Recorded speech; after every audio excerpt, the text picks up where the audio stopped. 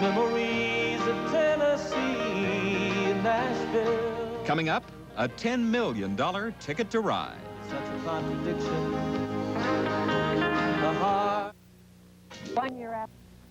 Our next guest, one of the terrific talents in this country, John Denver. He's at our studios in New York. He has a new album out called Higher Ground, the first album released by his own record company, Windstar, and it's distributed by Allegiance Records. We all know, what's the Higher Ground? Is this an album about your desire to go into space? No.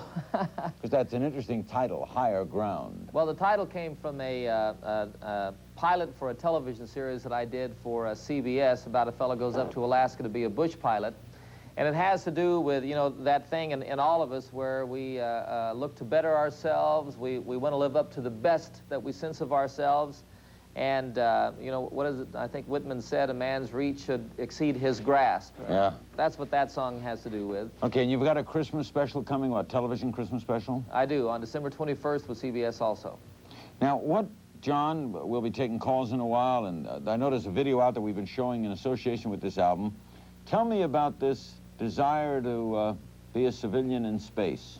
Well, Larry, as I think you know, and maybe a lot of other people don't, I was the catalyst for the whole citizen space program getting started in this country. And I've been a long-time supporter of NASA. I'm a recipient of NASA's Public Service Medal. I really think it's one of the best things we've got going on, not only here in our country, but in the world. And I would like to do anything that I can to support our space effort. And I think although people were excited about seeing a spaceship take off and go to the moon, and we've been interested in seeing the shuttle land, that really there's not an understanding by the American people or the people of the world as to what our space effort is all about. And I think there's a lack of connection between people and the space program.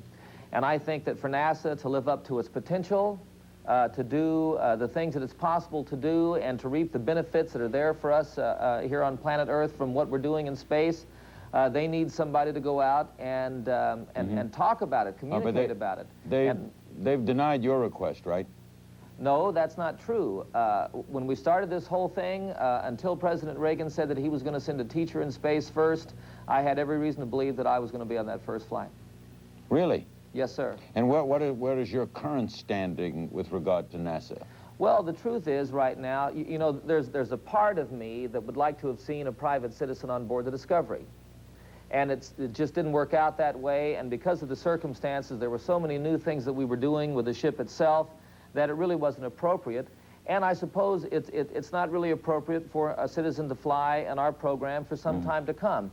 We've got a lot of business to catch up on. We've got a lot of experience that needs to be gained. And the people who are most qualified to do that work, to gain that experience, are the 90-some-odd astronauts who are down in Houston. And 6 months of training or a year of training isn't going to make me an astronaut. Now, so I'm not the guy to do the job that they need to do. In my opinion, however, there's still another job that needs to be done, which is what I was talking about earlier, and I think I'm the best person that I know of to do that job. And that's to go up on a Soviet mission. Before I want to ask about that, or whatever, I want to tell you what Colonel Yeager said on this program. No civilian should go into space, period. They have no point in space, they have no meaning in space, I disagree and he said it's with just Colonel, PR, I period. disagree with Colonel Yeager, you know, and he has been a hero of mine since I was a teenager and first read about his flying in the X-15 rocket ship. And I totally disagree. You know, the West was not won by the American cavalry. It did not happen. We did not really make a home of the West or of this country until people like you and me, Larry, until families had the courage, the initiative, the commitment to pick themselves up and to go out into this new world, into this frontier, and face whatever hardships they might face to make a new home for themselves. And that is what's going to happen in space. It's going to have to begin sometime, and in my opinion, the time is now, and I volunteer. You publicly volunteer. Now, we have it here that you have also requested to go up with the Soviets, and that they say, the Soviet Union, through their news agency TASS, says, John Denver singing and guitar playing will, of course, brighten up the life of Soviet space platform residents on an endurance mission, but he needs something more to qualify for a stint aloft. As we get it, the State Department has no objection to you going into space. The Russians want you to have a written permission from this government, a complete physical examination, fluent in the Russian language, and living in the Soviet Union for a year? So there are three things there, Larry. First of all, I did not ask them, they asked me. They approached me to see if I would be interested in flying in their space program, and I said yes, I was.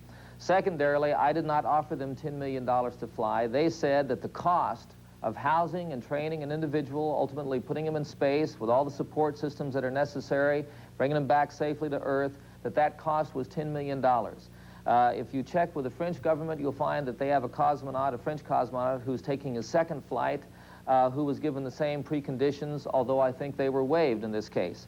I think also that just last Friday was announced that an Austrian is going to fly in the Soviet space program, and that his government has paid the $10 million that the Soviets have asked.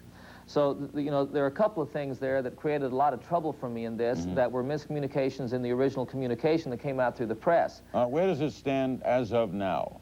Well, as of now, they have a slot open for me December of next year. Globkosmos, the commercial arm of the Soviet space program with whom I've been negotiating, still wants me to pay $10 million. I've told them unequivocally that I'm unwilling to do that, although I have at this time 3 different entities who are willing to come up with the money for me to do that. But I think that it's inappropriate. This thing should not look like a stunt. It should not look like anybody who could come up with $10 million. Well, then why shouldn't they take up a Russian entertainer?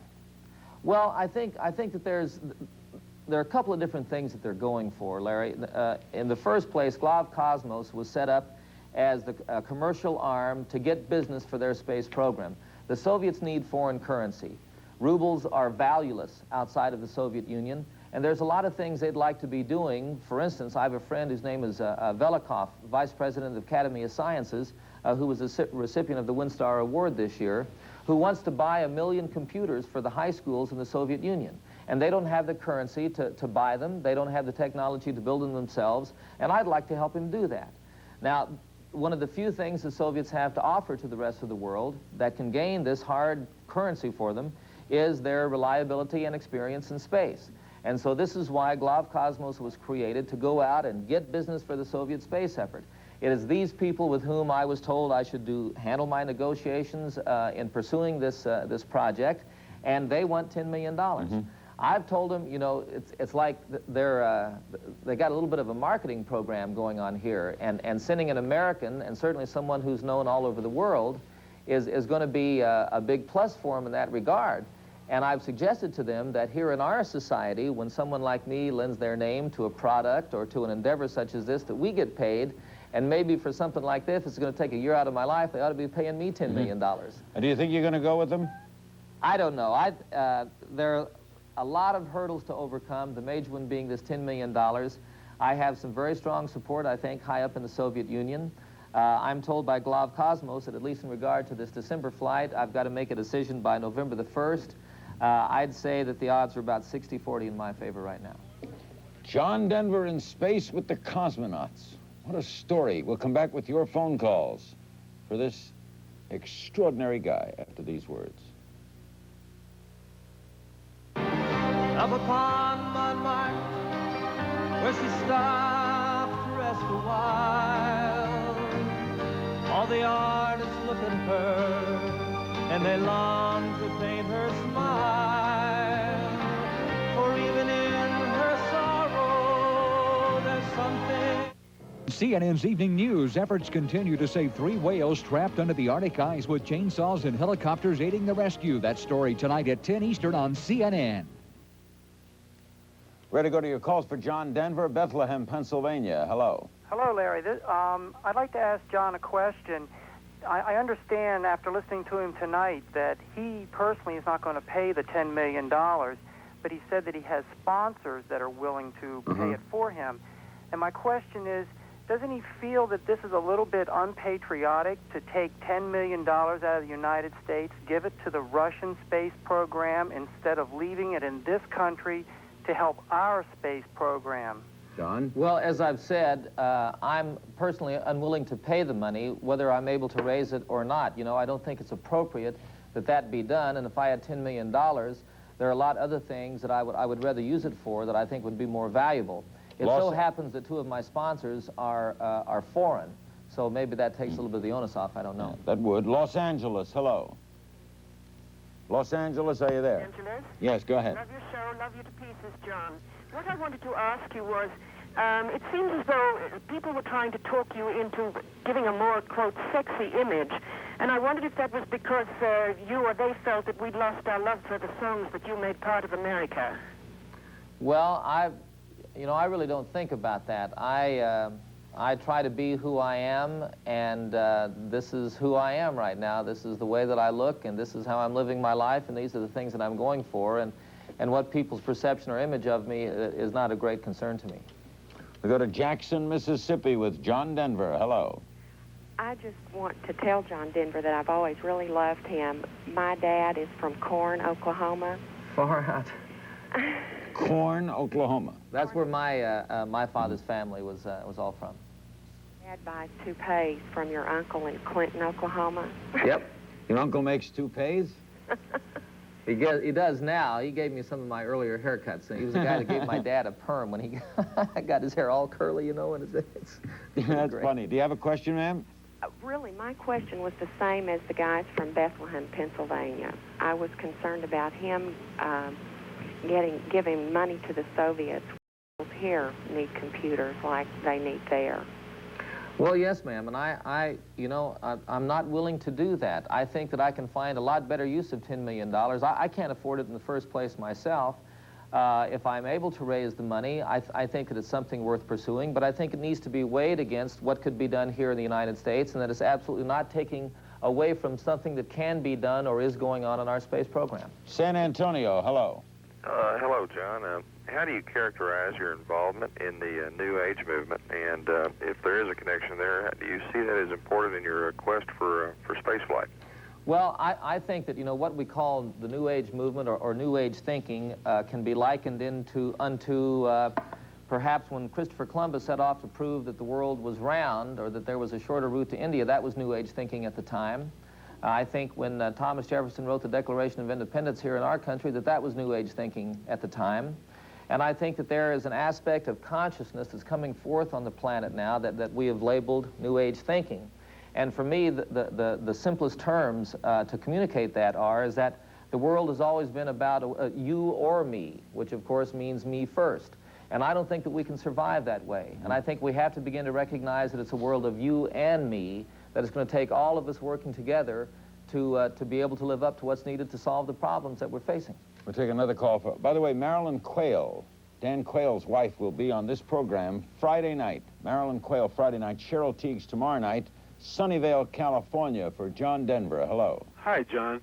Thank you for some beautiful songs throughout the years.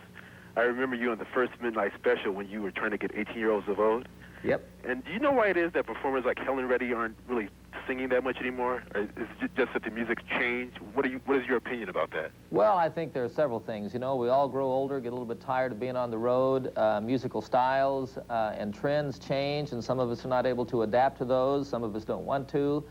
There are a lot of things that can affect an individual's career, and you have to give people the break. Helen, for instance, provided some wonderful, wonderful music. I toured with her way back early in my career, and I have nothing but great memories of her and her singing.